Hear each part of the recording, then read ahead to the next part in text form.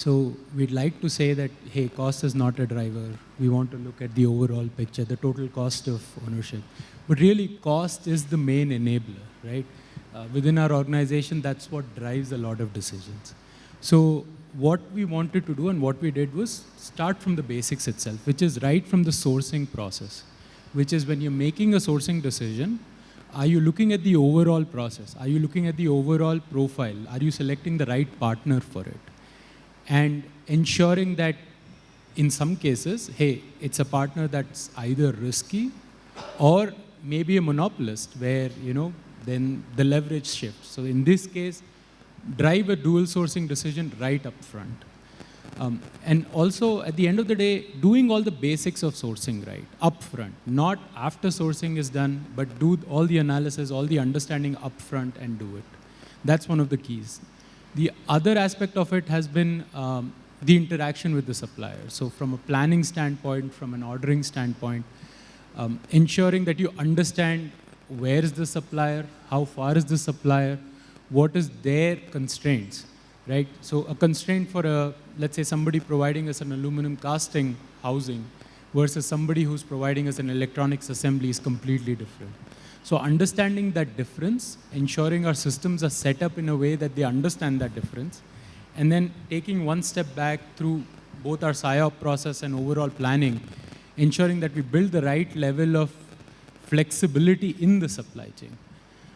Part of this is when you understand that customer demands are fluctuating, they're seasonal, maybe cyclical, understanding that when do I need to build the buffer both at my spot as well as my supplier, and having that transparency and communication with the supplier that enables us to have that open conversation, saying that, hey, you know what, I see demand going up, GST has been reduced, we anticipate that, this is going to shoot up, start planning now. And guess what, we protect you against inventory, which is obviously a big topic as well, right? You're tying down cash. Beautiful.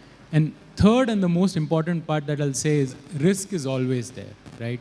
So no matter you make the best decision right now, but 3 months later, something happens. I think we've all seen this through the semiconductor crisis. We had recently the rare earth metal challenges that we are seeing, and then also Nexperia was another topic. So you can never plan for it. This is the world we live in. But what really helps is building the tools and the visibility through your supply chain up to a tier N level, where you understand what are my constraints, who are my constraints, and most importantly, where are my constraints. So combining all of this with the cost aspect has really helped us deliver that bottom line effect that we all desire. Super. Chandrasekhar, I want to come to you. Sahil ended this conversation with a very beautiful point, but if you've seen the central thread of that all, there is an element, if you've heard the central thread of that argument, what Sahil just made, so no matter how much planning we are talking about doing or the cost efficiency we're trying to control, there's a manual element to it. There's some human who's supposed to, control that. With your experience, is there an AI element somewhere here which can kind of unroot the human element? Is this so-called planning be also moved into AI? Is there an element possible where AI can be used in planning as well as, say, production PPC as well? Yeah, you are absolutely right, actually. Before going to the direct answer to your question, I just want to give the context. See, as we know, 2 years back, we used to say we are in a VUCA world. So as we know, volatility, uncertainty, complexity, and ambiguity. But over a period of time, things have changed. You are seeing every 1 month or other month, there are tariff war is there. Then after that, what we are seeing, the Nexperia is the latest one, rare earth. So there are a lot of ambiguities there. In these cases, the scenario doesn't work. So what happens? So in this case, the data becomes the asset. That means whatever data we are collecting from the transactions which is happening, which is helping us to derive the pattern.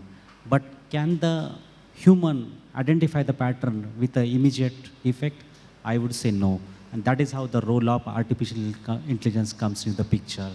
So as we know many times, what our customer wants and what we produce, it doesn't change 100%.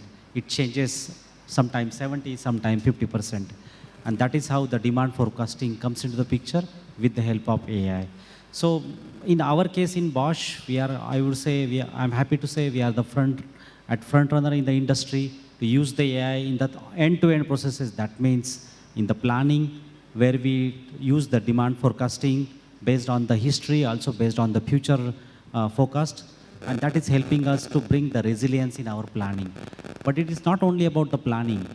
The AI can be used for the warehousing also. That means if we have to increase the efficiency of the warehouse, I need the information when the material is coming from the vendor with automatic notifications. We call it as the EASN. When I know when the material is going to land, I should arrange the space. So it is giving me pre-alert to act. Similarly, when the material is arriving, my automatic GRN with the help of AI camera is helping me to improve the efficiency. And then after that, it is suggesting me where I should do the storage of the material. That means how many steps I should travel. Because if you see the material which is getting higher consumed, I should store that material near to my dispatch area. It should not be stored in the extreme corner, which will again increase my effort to retrieve the material while issuance. So there are many locations where you can apply the AI and improve the efficiency in the warehousing. Similarly, when it comes to the delivery also, as we know, when we dispatch the goods to the customer, we are not able to trace it on real-time basis. And at the same time, whatever data we are able to get from GPS, we are able to define my transit times. And accordingly, I should plan for my lead time quotes to my customer.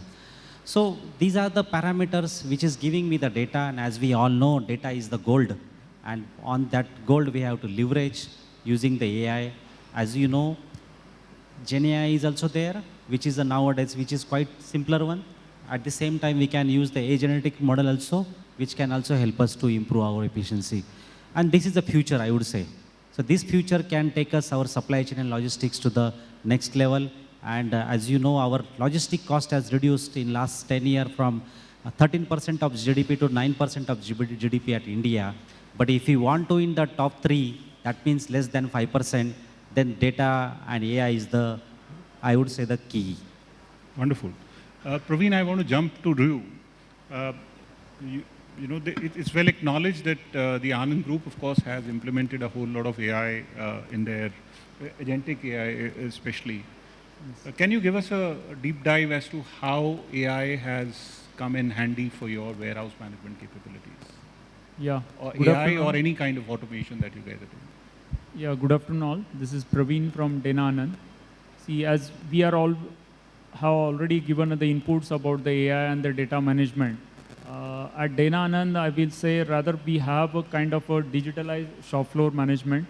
We use the Hyjunka principles. We have the production planning meetings with the pull system based, the consumption based systems. And with various tools, there are multiple tools which being followed globally at Dana level. And we use the similar various software tools for the data management. And I will rather say the Anand Group as a philosophy, we are a people-centric and